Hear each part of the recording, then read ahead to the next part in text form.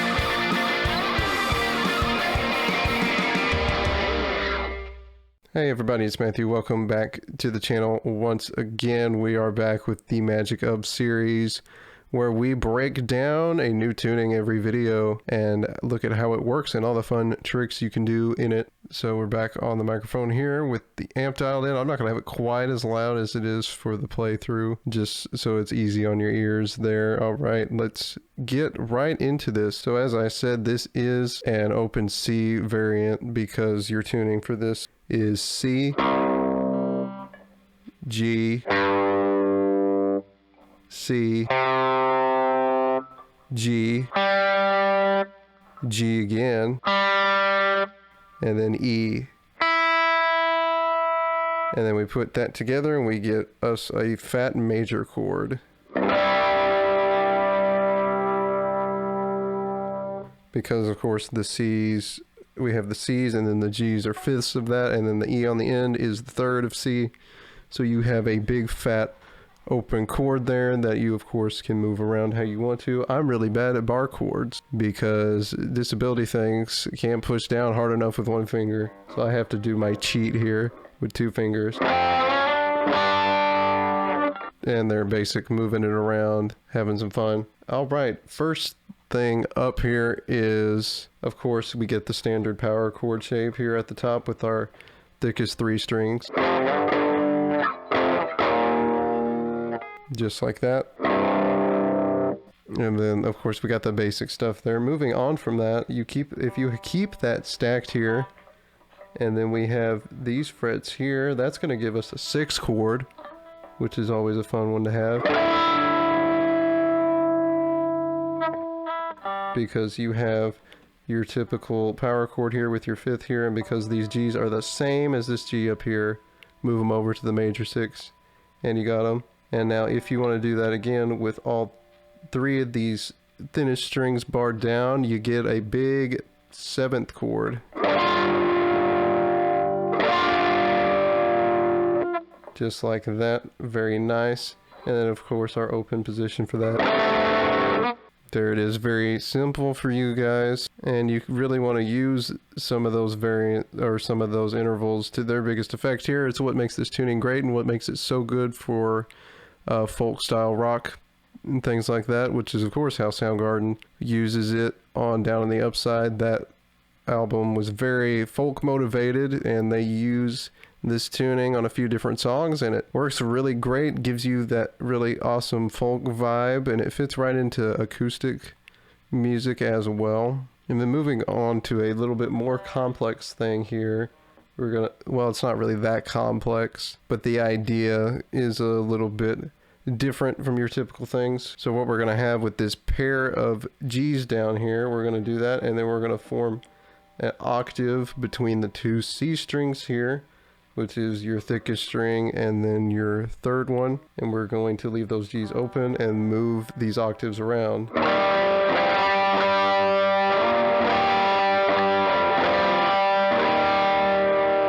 And of course, because it's an open tuning, basically, as long as you're following along with whatever key you're in, whether it's C, you can also play in G. That's a pretty easy thing to do in this tuning as well.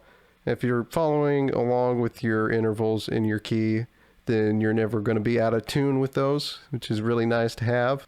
And then of course, going back to what I said earlier with 6 chords, if you do just the thinnest 3 strings here, you get another 6 chord with that, and which is really fun and gives you more of that folk vibe.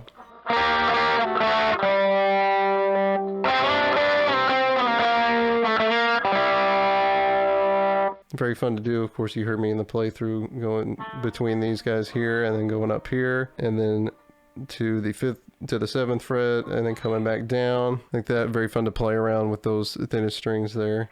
And of course, if you want a octave, so you can do that and get a big octave, move your pinky down 3 frets from wherever you are.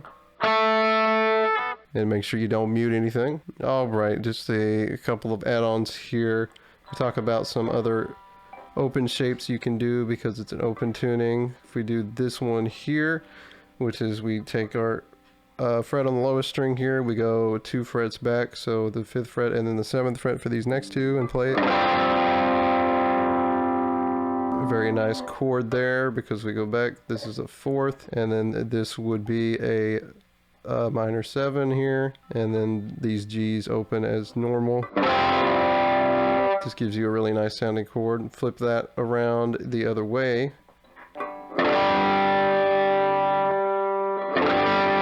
And you still get a really nice chord here because we've got our root, a 6, a major 6, and then the 9th. So that's technically an add 9. And it sounds really good in this tuning there. Big, nice open sound.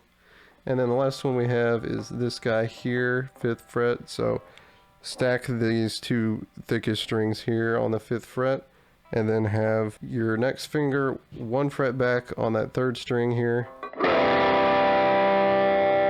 And we get that guy there. That's good. Use our normal power chord here, a major 7, and then the open string.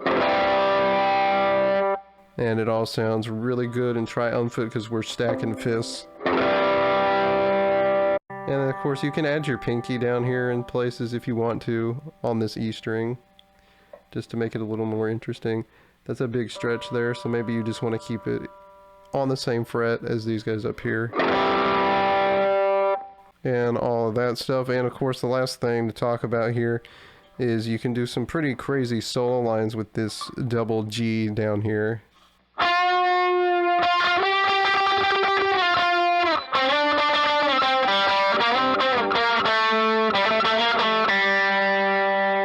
And then of course go up high here.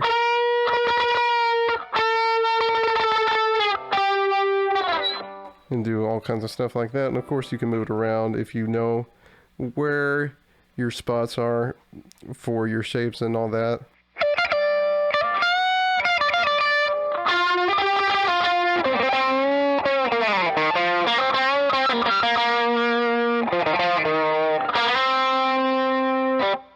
And of course, use your imagination, do whatever you want with this tuning. It's important to note this tuning is incredibly unstable, so you got to be careful, especially with this B string. You can tune this down to the G and it will sort of stay there. If you've got thick strings, then it's got a better chance, and or a longer scale length, it's got a better chance of staying there and not moving around.